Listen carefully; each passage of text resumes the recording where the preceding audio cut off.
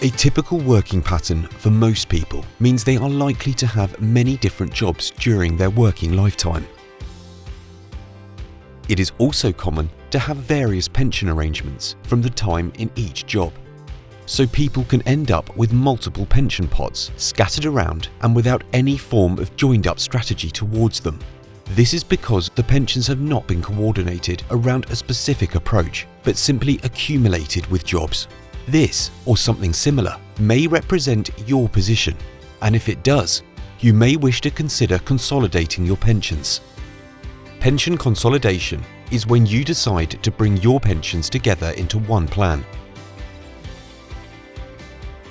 This can be attractive and comes with several possible advantages. The first advantage is that everything in one place could make things clearer, easier to manage and control. Secondly, you could save on costs or charges if you can transfer from higher cost schemes to a lower cost one.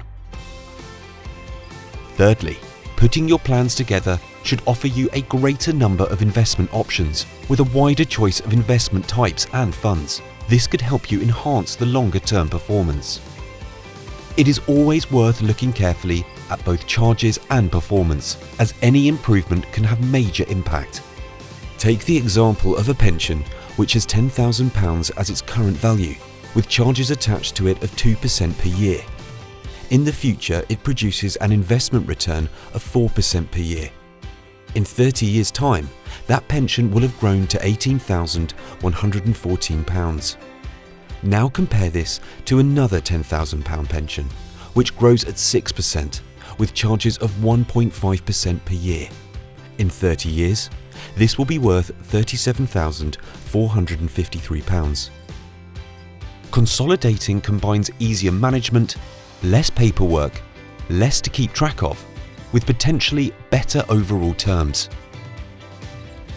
To consolidate past pensions into one plan is often attractive, but before doing so, you should be wary of some potential disadvantages.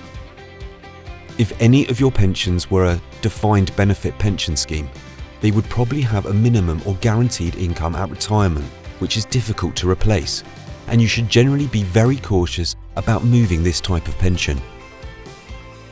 In a similar way, some older schemes, regardless of their type, may have other forms of guarantee, which could be valuable.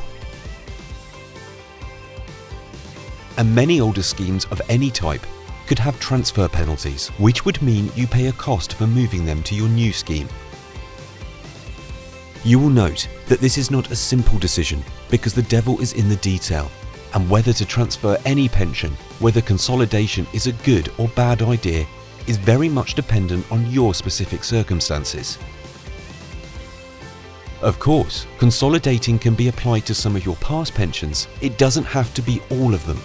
For example, if you have 5 old pensions, there is nothing to stop you merging 4 and leaving one where it is, possibly because of its guarantees, which you would want to keep. There are many times when consolidating makes perfect sense, but it is not always the case, and you should carefully check the terms on your past pensions and use an expert to help and advise you.